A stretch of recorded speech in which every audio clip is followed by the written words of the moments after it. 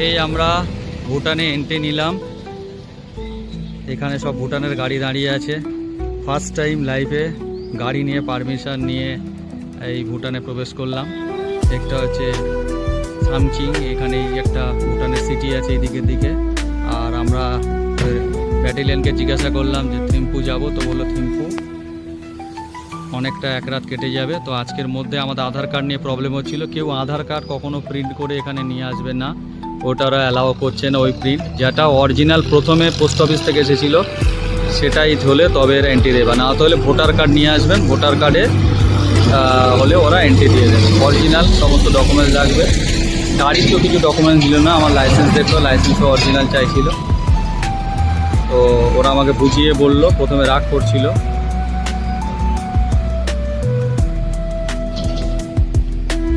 এখান থেকে সামচিং, এই দেখুন সব ভুটানের নাম্বার, সব ভুটানের নাম্বার প্লেট।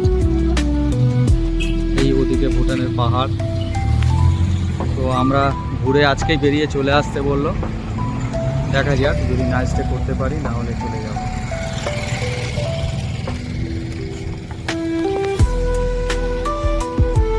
হ্যালো, আমাদের সব টিম বসে আছে, ভুটান যাবে। অধীর আগ্রহী, অন্য দেশে প্রথমবার প্রবেশ হলো। এই ভুটানে এন্ট্রি গেট দিয়ে পারমিশন করার পরে এই ভিতরে ঢুকলাম। প্রথমে তো ভেবেছিলাম যে আমরা আসতে হয়তো পারবো না, তারপরে এই কোনোরকম পারমিশন নিলাম, নিয়েই আমরা যাত্রা শুরু করলাম। এই হচ্ছে জিজং এর রাস্তা ওটা, আর এদের ভাষায় হচ্ছে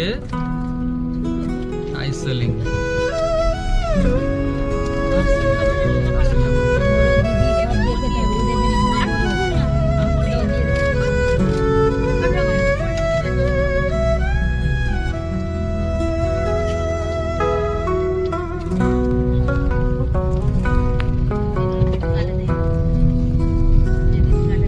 ফার্স্ট টাইম এই পাহাড়ি এরিয়ায় গাড়ি চালানোর অভিজ্ঞতা। এটা সামসিং বলে, জিজং মানে যে মন্দিরটাতে যাওয়ার রাস্তা। এই ফার্স্ট টাইম পাহাড়ে গাড়ি চালাচ্ছি।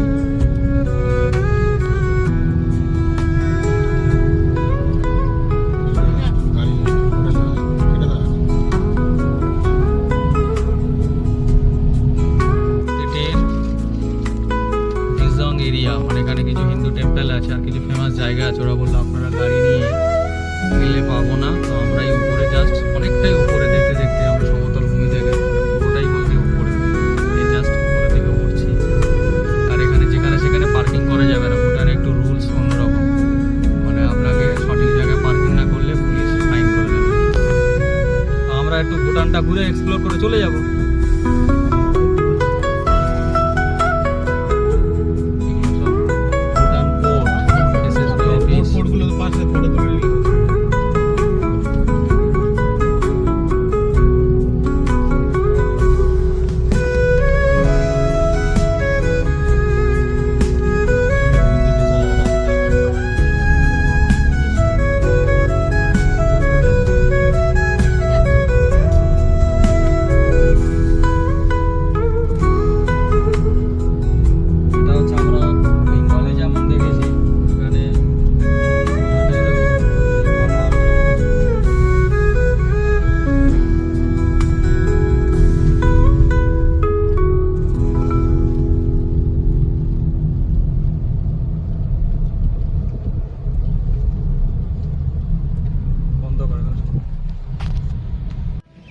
আমরা এই ভুটানের ডিজং সিটিতে প্রবেশ করেছি, কিন্তু এটা এত রেস্ট্রিক্টেড কান্ট্রি, যেহেতু হিল এরিয়া, এরা গাড়ি রাখা থেকে শুরু করে সমস্ত কিছু, এবং পাড়ার মহিলারা পর্যন্ত রাস্তা ঝাড় দিচ্ছে। আমি সেই ফটোটা নিতে পারিনি। এটা হচ্ছে ডিজং সিটির মধ্যে আমরা আছি, ভুটান। তো গাড়িগুলোকে সঠিক জায়গায় ওইখানে আমাকে পার্কিং করতে বললো, এবং একদম ঠিক জায়গায়ভাবে গাড়ি না রাখলে ওরা ফাইন করে দেবে। এতটাই রেস্ট্রিক্টেড। ওইখানে একটা আছে ভুটানে, ইউনিটি, পিস অ্যান্ড প্রসপারিটি। ভুটানের যারা সাম্রাজ্য বিভিন্ন সময়ে যারা ছিলেন। তো এই দিকে প্রচুর হাইট, মানে একদম ভুটান পুরো শীর্ষে পড়ে গেলে, খুবই রেস্ট্রিক্টেড এরিয়া।